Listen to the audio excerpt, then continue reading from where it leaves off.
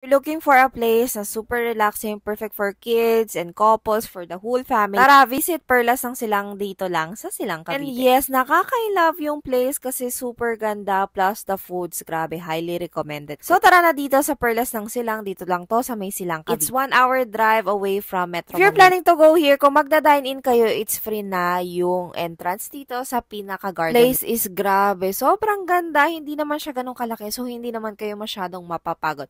Actually, mapapagod kayo kasi every size, every corners, every huge. Very Instagrammable, sobrang ganda. Tapos wow ka na lang. So, this place is perfect for kids, diba? Para makakita sila ng magagandang flowers, perfect, fresh. And this is the view ng whole garden. Super ganda ng place na to kasi super colorful, ma-enjoy ng buong family. Kasi ako, grabe, amaze ako kung pwede lang hindi na umuwi, kaya lang, sobrang. And ang daming places na pwede kang mag-picture. May area dito sa may pinaka-hill na pwede silang magtatakbo. So, safe naman since grass to. So, hindi sila masusugatan. So, I suggest if you're planning to go here ng around morning kasi sa hapon is or patanghali and sobrang init na. So, ngayon, hindi pa masyadong mainit. Go so, na Perlas lang silang tumatanggap din sila ng mga events. Ayan, photoshoot, prenup. Wala namang limit yung time nito kung gusto mong ikutin ng 100 times, edi go. So, isa pa sa attraction dito is yung man-made pond na may mga coin na super lalaki. Kaya enjoy na enjoy mga anak ko kasi first time nila makakita ng gantong kalaking. If you're tired nga, may mga benches naman dito na pwede mong upuan. Tapos kung nagugutom ka na, go ka na sa main restaurant. So we ordered ito mango sticky rice. Tapos grabe, sobrang sarap nito. Upon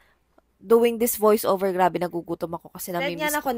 Latik yung nilagay nila, tapos sobrang creamy, tapos ang sarap ng mga. And I ordered crepe for the kids, tapos meron din sila ditong coffee and mga shake. So, tinikman ko yung coffee and shake niya, grabe, I would rate this 100 over 10. This place is a must visit talaga. So, ayan, so kung gusto niyo rin mag-visit, make sure na medyo maaga para hindi mainitan ng buong fan. So, ayun lang, mabu!